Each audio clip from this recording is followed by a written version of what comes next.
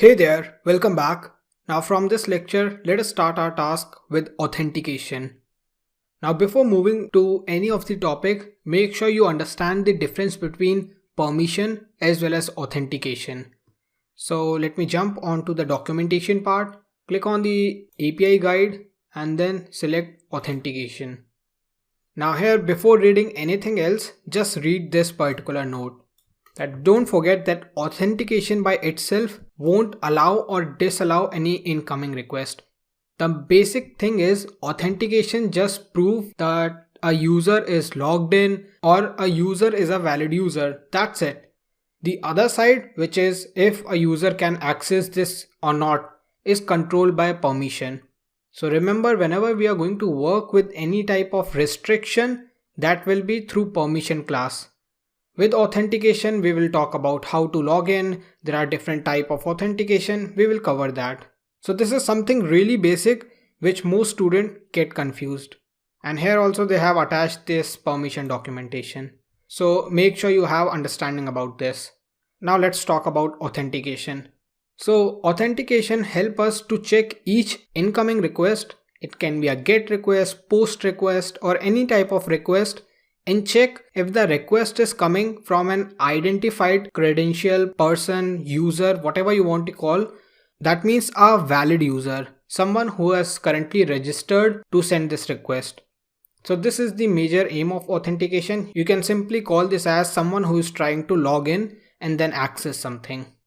So a logged in user is a valid user. That means a identified user. Now there are few types of authentication. If you just jump onto this API reference, you will get information about basic authentication. Then we have token, session, and then remote user authentication. And there are few others, third-party packages.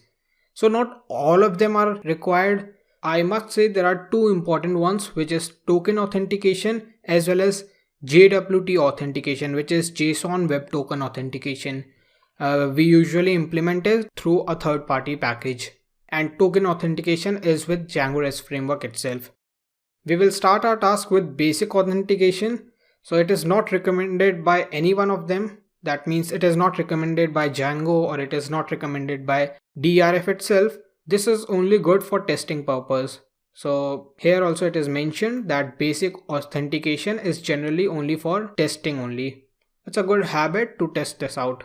Now the next one is going to be our authentication with tokens.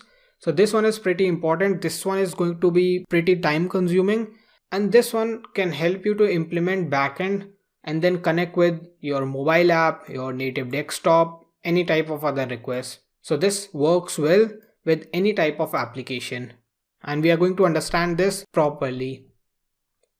So let's start our journey. In the next lecture, what we are going to do is we are going to implement basic authentication, and make sure you also open your Postman because now we are going to work with Postman only. I hope this lecture was informative. In the next lecture, let us start our journey. Make sure you understand the difference between permission as well as authentication before moving forward to next lecture.